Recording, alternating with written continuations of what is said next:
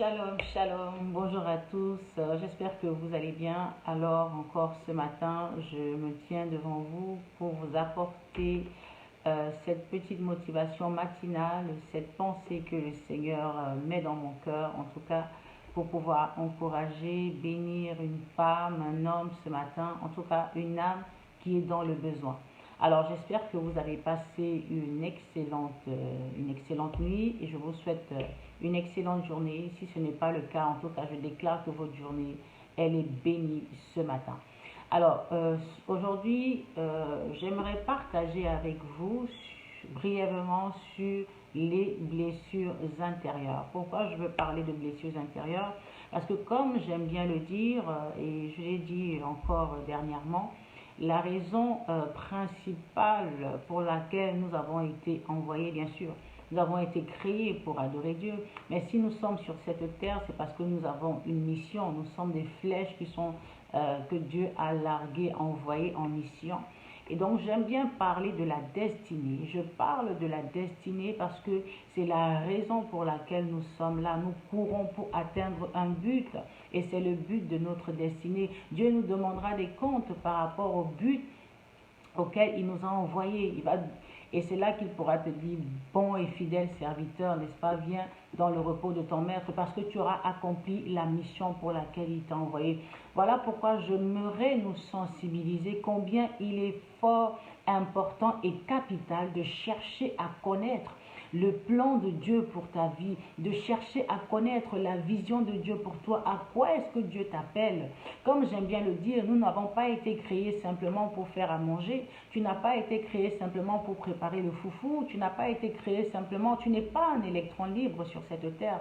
Mais tu as une mission d'autant plus grande. Tu as une valeur d'autant plus excellente parce que le plan de Dieu sont excellents. Car il dit, je connais les projets que j'ai formés sur vous, des projets de paix et non de malheur, afin de vous donner de l'avenir et de l'espérance. Alors si ce matin tu n'avais plus d'espoir, si ce matin tu ne croyais plus en ton avenir, je suis venu t'annoncer une bonne nouvelle car Dieu a des plans, des projets de bonheur pour toi. Alors souris ce matin, même si tu ne vois pas encore, alors je t'annonce la bonne nouvelle que parce que tu vis encore, il y a de l'espoir. Et comme il y a de l'espoir, je veux t'encourager à chercher, à connaître et à comprendre quel est le plan de Dieu pour toi. Car n'est-ce pas, la Bible dit qu'un peuple sans vision est un peuple sans frein. Si tu n'as pas la connaissance de la vision de Dieu pour toi, si tu n'as pas la connaissance du plan de Dieu pour toi, tu seras ballotté à tout vent de doctrine. Là où on va t'appeler, tu iras parce que tu n'as pas une direction qui te conduit. Tu n'as pas en fait une ligne qui te dirige. Tu n'as pas cette vision, ce plan détaillé qui te guide et qui te dit où aller, où ne pas aller. Alléluia. Parce que par exemple, une femme qui est enceinte, elle sait qu'elle a ce projet de bébé. Il y a des choses qu'elle ne peut pas manger. Il y a des endroits où elle ne peut pas se retrouver. Elle ne peut pas se retrouver au milieu où il y a plein de fumée et plein de cigarettes, etc. Pourquoi? Parce qu'elle a un projet, elle a une vision qu'elle porte et qu'elle veut emmener jusqu'à destination. Et par rapport à ta vision te permettra de savoir où tu dois aller, où tu ne dois pas aller, qui fréquenter, qui ne pas fréquenter. Et elle te permettra d'avoir des plans d'action. Les plans d'action. Et je ne veux pas m'éterniser dans ce domaine, mais aujourd'hui, je veux vraiment nous amener à comprendre déjà premièrement quelle est la vision de Dieu pour moi. Et quand je sais quelle est la vision de Dieu pour moi, maintenant je dois pouvoir m'épanouir dans l'accomplissement de cette vision. Je dois pouvoir me déployer dans ma zone d'influence. Parce que Dieu t'appelle et il y a un endroit, il y a cette zone-là où il t'a établi pour que tu puisses influencer, pour que tu puisses impacter. Alléluia. Et aujourd'hui, j'aime bien dire que tu es comme un lion ou comme une lionne. L'âme que tu es, c'est une lionne, c'est un lion. En toi réside le lion de la tribu de Juda. Et tu es appelé à rugir. Tu es appelé à pousser, aller de l'avant jusqu'à l'accomplissement des promesses de Dieu pour ta vie. Ces choses-là doivent être manifestées. Or, nous voyons dans la vie que ce n'est pas toujours ce que nous constatons. Ce à quoi Dieu nous a appelés et les réalités que nous vivons, parfois sont contraires. Parfois, il y a un grand fossé, il y a un grand écart. Pourquoi? Parce qu'il y a des situations et des circonstances qui font que je ne peux pas encore atteindre. La promesse de Dieu n'est pas encore manifestée. Yes? Et alors, Aujourd'hui, j'aimerais parler des blessures intérieures. Bien-aimé, un lion, le lion est l'animal le plus fort de la forêt. Le lion est l'animal, lorsqu'il rugit, n'est-ce pas, ça se fait entendre. Mais ce lion-là, ou cette lionne, quand elle est blessée, ça devient difficile, ça devient compliqué. Une âme qui est blessée, ça devient complexe. Elle ne peut plus, le lion quand il est blessé, il ne peut plus exercer dans son plein potentiel. Il ne peut plus manifester sa force comme il pouvait la manifester. Pourquoi? Parce qu'il est blessé. Je donne cette image pour nous aider à comprendre l'impact de la blessure dans l'âme, l'impact de la blessure dans la vie d'une âme. Et tu es cette âme-là qui est appelée à te déployer dans ta zone d'influence. Et croyez-moi qu'aujourd'hui, plusieurs personnes sont blessées dans leur fort intérieur. Plusieurs personnes rencontrent des blessures à cause des réalités, à cause de leur passé, à cause du rejet qu'elles ont eu à essuyer, à cause de la trahison auquel elles ont fait face. Alléluia. À cause du passé par lequel tu es passé, tu as entendu des choses. Et ces choses-là sont rentrées en toi, elles ont été gravées. Et elles sont devenues comme part avec toi. Elles sont devenues comme chair avec toi. Et tu as accepté ces choses-là. Et ces blessures, en fait, t'empêchent inconsciemment d'avancer, bien-aimé. Aujourd'hui, tu aimerais pouvoir te lever. Tu aimerais pouvoir te déployer, mais tu es blessé. Tu es considéré, en fait, ces blessures viennent changer ton identité. Ces blessures viennent te transformer parce que à cause de ces blessures, tu prends certaines décisions. Tu décides de t'asseoir. À cause de ces blessures, tu décides de ne plus fréquenter certaines personnes. À cause de ces blessures, tu te recroquevilles sur toi-même. Il y a des réalités, des situations et des circonstances qui viennent changer ton identité. Et tu adoptes une identité qui n'est pas celle que Dieu attend de toi. Nous voyons par exemple l'exemple de cette femme qui était la Sunamite, n'est-ce pas? Elle avait beaucoup d'argent. Elle avait beaucoup d'argent, mais elle n'avait pas d'enfant. Et finalement, qu'est-ce qui s'est passé? Mais avec sa bonté de cœur, elle a aidé le serviteur de Dieu, Élisée. Et à cause de sa bonté, le serviteur de Dieu voulait vraiment la bénir, la récompenser et lui demande, qu'est-ce que je peux faire pour toi? C'était une femme fort aisée, elle était riche. Elle a dit, non, je vais bien, tout va bien pour moi ici avec le peuple, tout va bien. Et alors que quelque part, elle avait désiré un enfant, mais cette blessure-là, d'avoir tant attendu sans rien avoir en retour, elle a fini par accepter l'identité de la stérilité. Elle a fini par accepter l'identité de cette femme qui ne peut pas procréer. À cause de quoi? À cause des situations, à cause des circonstances. Tout l'argent qu'elle avait ne pouvait pas lui acheter un enfant. Tout l'argent qu'elle avait ne pouvait pas lui donner ce bonheur-là d'être maman. Alléluia. Et donc, elle a accepté cette condition de porter l'identité d'une femme stérile. Alors que Dieu dit, dans ma maison, il n'y a point de femme stérile, ni de femme qui avorte. Bien aimé, les réalités, les situations, les circonstances par lesquelles tu passes, qui t'environnent, peut t'emmener à porter des identités, à accepter inconsciemment une identité qui n'est pas celle que Dieu te donne. Et à cause de certaines identités, nous portons en nous des blessures. À cause de certaines identités, nous portons en nous des frustrations.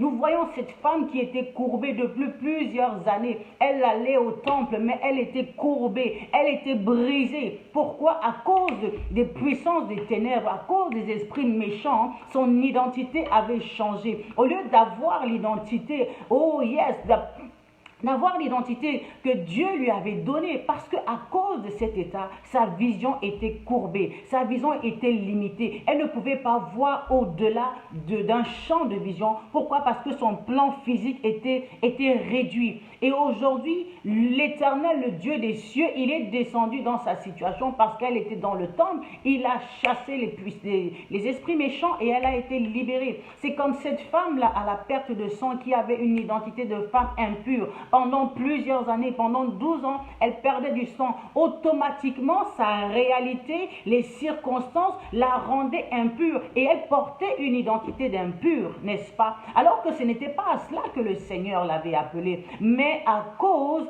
de sa détermination, à cause de sa foi, elle est allée auprès du Maître pour que son identité puisse être changée. Je veux dire quelque chose, parce qu'elle était impure, il y a des choses qu'elle ne pouvait pas faire, parce elle perdait du sang, elle était limitée dans son champ d'action, elle était limitée dans la zone d'influence où elle était appelée à influencer, parce que Dieu nous a appelés à dominer, il t'a appelé à influencer dans un certain domaine. Et comme je dis que tu as un rendez-vous avec ta destinée, bien aimé, Dieu ne t'a pas appelé à être recroquevillé sur toi, Dieu ne t'a pas appelé à te lamenter sur ton sort. Peut-être que tu as connu des blessures qui n'étaient pas à cause de toi, tu as peut-être subi des abus dans ta vie, des abus moraux, des abus physiques.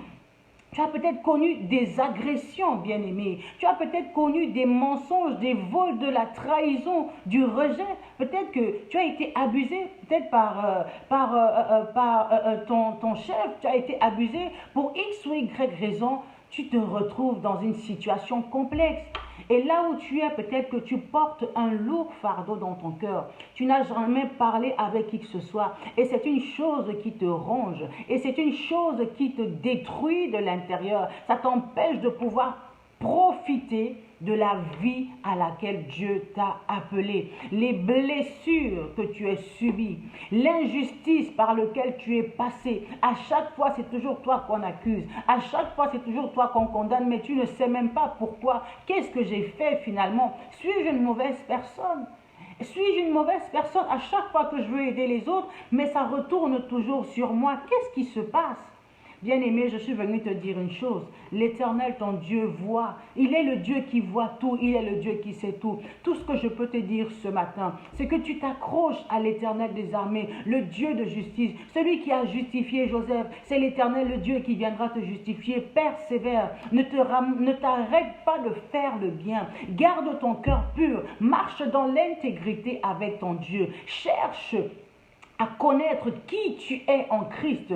La connaissance de ton identité te libérera. La connaissance de ta véritable identité va te délivrer de toutes les frustrations, va te délivrer de toutes les blessures. Tu as besoin d'être guéri. Tu as besoin que le Saint-Esprit puisse passer le baume de guérison sur ton âme afin que tu puisses te libérer. Femmes, hommes, vous qui m'écoutez, vous qui avez des problèmes au niveau de votre âme, vous qui avez des situations, des secrets lourds que vous portez, lâchez prise. Lâchez prise parce que c'est lourd et ça vous empêche d'avancer pleinement dans la zone où vous êtes appelé à pouvoir vous épanouir. Ça t'empêche d'aller pouvoir te déployer. L'Éternel dit, élargis l'espace de ta tente, déploie tes couvertures. Mais si tu as un fardeau qui est lourd, quelque part ça va te bloquer, quelque part ça va te limiter. Et aujourd'hui, je voudrais vraiment nous encourager à penser à revêtir l'identité de Christ. Cherche à connaître ton identité. Qui suis-je? Qu'est-ce que Dieu dit que je suis? Où est-ce que Dieu m'appelle? Parce que la connaissance de ton identité te permettra de te déployer dans ta zone d'influence. Bien-aimé, alors c'était juste pour vous partager cette pensée. N'oublie pas que tu es un lion, que tu as une rage, que tu as une force, que tu as un pouvoir, que tu as une puissance en toi, une énergie débordante, car tu es appelé à pouvoir influencer d'autres personnes. Et ne laisse pas les blessures de ce monde, ne laisse pas les circonstances qui t'entourent te paralyser, te condamner, que l'ennemi ne vienne pas te condamner pour ce que tu as fait hier. La Bible dit qu'il n'y a plus de condamnation pour tous ceux-là qui sont en Christ. Christ a effacé l'acte dont les ordonnances te condamnaient et qui subsistaient contre toi. Refuse le mensonge de l'ennemi, refuse les accusations de l'ennemi. Lorsque l'ennemi vient t'accuser, lorsque les réclamations se lèvent présente le sang de Jésus-Christ.